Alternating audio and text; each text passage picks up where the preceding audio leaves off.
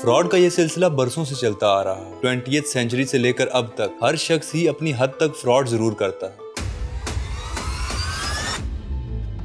एक एग्जांपल देता हूँ आपको। अगर एक बच्चे को पैसे दिए जाएं सब्जी लाने के लिए और उन पैसों में अगर 20 या 30 रुपए बच भी जाएं तो वो बच्चा या तो वो पैसे खा लेता है या फिर अपनी जेब में डाल देता है, घर वालों को वापस नहीं करता। तकरीबन 95% बच्चे ऐसा ही करते हैं। कुछ बच्चे होंगे जो शायद ऐसा ना करते हों। इंडिया का एक मशहूर जमाना टीवी शो कौन बनेगा करोड़पति, उससे तो आप अच्छे से वाकिफ होंगे।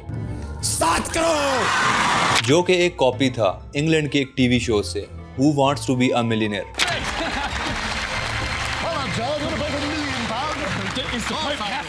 आज मैं आपको जिस फ्रॉड के बारे में या जिस चीटिंग के बारे में बताने जा रहा हूँ वो शायद 21st सेंचुरी का सबसे पहला और सबसे बड़ा फ्रॉड भी होगा। Who wants to be a millionaire का एक कंटेस्टेंट चार्ल्स इनग्रम, जो कि चीटिंग से 1 मिलियन पाउंड जीता। 1 मिलियन पाउंड, जिसकी वर्थ बनती है तकरीबन पाकिस्तानी 35 करोड़ रुपीस।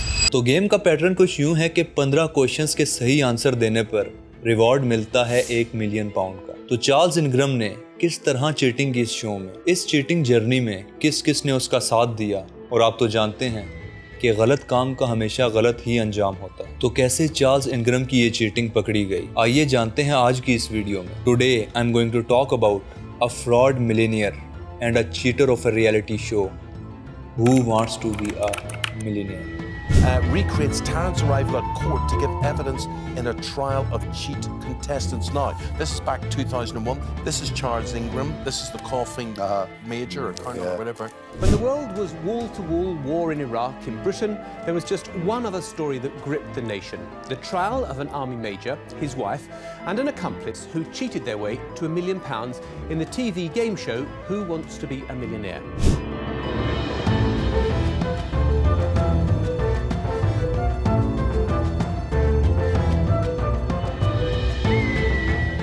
9 सितंबर 2001 British TV host Chris Tarrant who wants to be a millionaire पे वेलकम करते हैं 8 गेस्ट को। उन 8 गेस्ट में से सिर्फ एक को ही हॉट सीट पर बैठने के लिए गेम खेलना होता है। उस गेम का नाम होता है fastest finger first. Put these words in the order they occur in the title of the Agatha Christie thriller. Nile on Death the.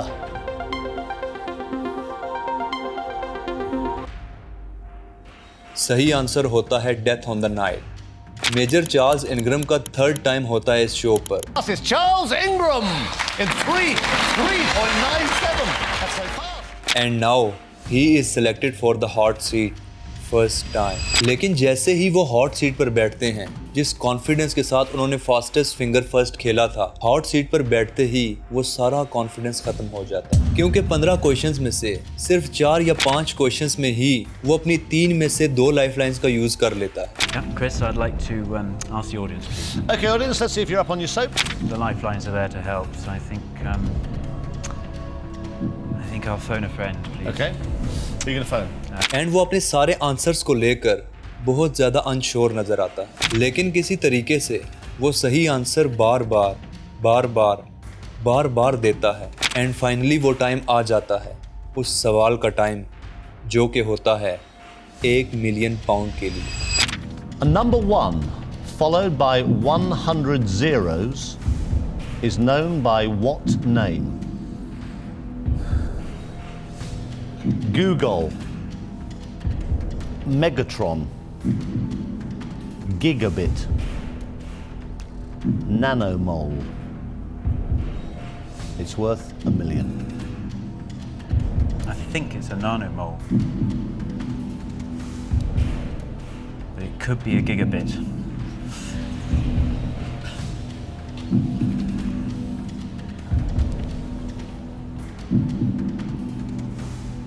I'm not sure I can go. I just don't think I can do this one.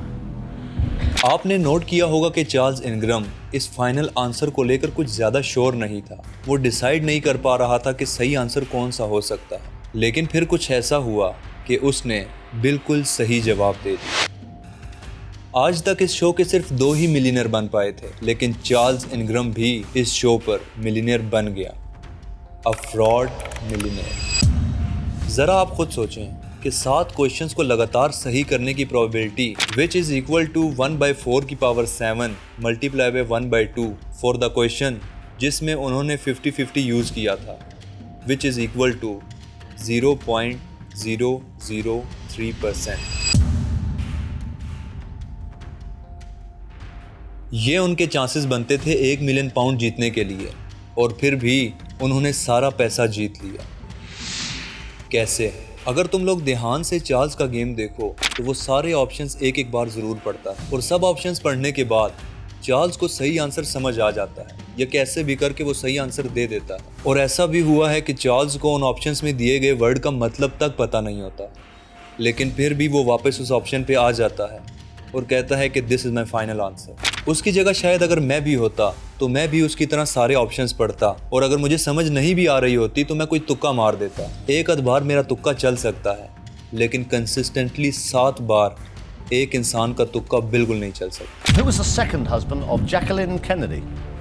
Adnan Khashoggi, Ronald Reagan, Aristotle Onassis, Rupert Murdoch. I would have thought that it would be Aristotle Onassis. Why? क्या आपने भी वही सुना जो मैंने सुना? किसी ने शायद खांसा था सही आंसर पर। Let me rewind. That it would be Aristotle Onassis. Aristotle Onassis was married to Jacqueline Kennedy. लेकिन ये बात यहाँ ख़त्म नहीं हुई।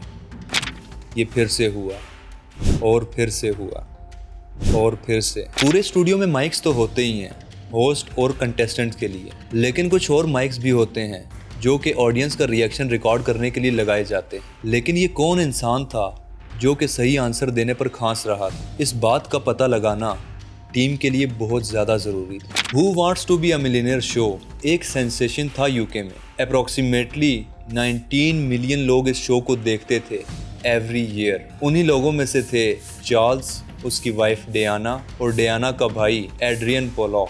एड्रियन पोलॉक 5 बार उस शो पे जा चुका था, और सिर्फ एक ही बार वो हॉट सीट पर बैठ पाया, and he was rewarded 32,000 pound on that show. उसके कुछ टाइम बाद डायना खुद हॉट सीट पर गई थी, और उसने भी 32,000 पाउंड ही जीते थे। ये फैमिली पूरी तरह से जानती थी कि उस शो पर कैसे जाना है और क्या करना है। एड्रियन पोलॉक के पास तो फास्टेस्ट फिंगर फर्स्ट का मॉकअप कंसोल भी था। Who Wants to be Millionaire show live show नहीं होता था, इसको फिल्म किया जाता था और बाद में टीवी पर चलाया जाता था। जब चार्ल्स 4,000 पाउंड जीता था, उसके बाद किसी को भी नहीं लगा था कि ये इंसान जीत पाएगा 1 मिलियन पाउंड, क्योंकि उस दिन की फिल्मिंग वहीं स्टॉप हो गई थी। चार्ल्स और डायना शूट के बाद वापस गाड़ी में अपने घर जा रहे हो, और वो रास्ते में डिस्कस करते हैं कि अगर इसी तरह रहा तो वो ये शो बिल्कुल नहीं जीत पाएंगे, 1 मिलियन पाउंड्स वो हार जाएंगे। फिर उनके माइंड में एक आइडिया आया, और उन्होंने कॉल की एक इंसान को जिसका नाम था टेक्विन विटॉक। टेक्विन के साथ कॉल पे उन्होंने एक स्ट्रेटजी डिस्कस की, और अगले ही दिन चार्ल्स गेम शो के सारे आंसर्स पढ़ता था। डायना या फिर टेक्विन में से किसी को सही आंसर का पता होता तो वो कफ करते थे। चार्ल्स होस्ट को ऐसा बोलता था कि उसको नहीं लगता कि ये आंसर होगा, क्योंकि उसने इस लफ्ज़ के बारे में पहले कभी नहीं सुना, और घूम फिर कर वो उसी लफ्ज़ पर आ जाता था और कहता था कि this is my final answer, और वो आंसर बिल्कुल ठीक होता था। I'm not sure. However, and I have to say I don't think I've heard of a Google. No, it's a Google. Final answer. Final answer.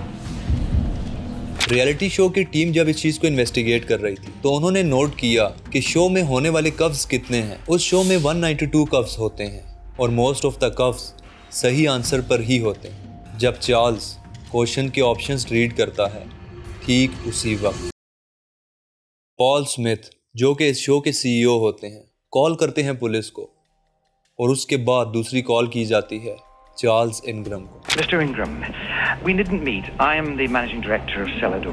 Right. I think I should just get straight to the point. Yep. And effectively say what is a pre-prepared statement here. I have to tell you that we have suspicions from viewing the recording of last Monday's program and subsequently studying the tapes carefully that there were irregularities during the taping of the show in which you participated. Oh, good Lord, no. Because of that, I have to tell you that these suspicions have been referred to the police. Right. And thus, we, not for the moment, will be airing the program or indeed authorizing payment of the check. Right. Yeah, well, I mean, I completely refute that, obviously. Good Lord, I'm absolutely gobsmacked. All right, well, thanks for letting me know. Okay, thank you. Cheers, bye. 1.5 साल बाद जब इस cheating का trial होता है तो तीनों defendant Charles, Diana और एड्रियन, इन तीनों को गिल्टी फाइंड किया जाता है। तो इनग्रम फैमिली आज तक इस बात को नहीं मानती कि उन्होंने चीटिंग की। ये आप देख सकते हैं। Well, I should make one thing clear, and I'll only say it once, and that's it, and then I'll move on and talk about the victim side of it. We didn't cheat on that show. There was no plan to cheat on that show. I won that money perfectly honestly and fairly and squarely, and while I was sitting there in the centre of the studio, I did not notice any coughing at all. I was entirely unaware of it. तो आज की video के लिए इतना ही। अपना बहुत सारा ख्याल रखिएगा, दुआओं में याद रखिएगा। इसके साथ दीजिएगा फैसल को इजाज़त। मिलता हूँ आपसे अगली वीडियो में। पीस।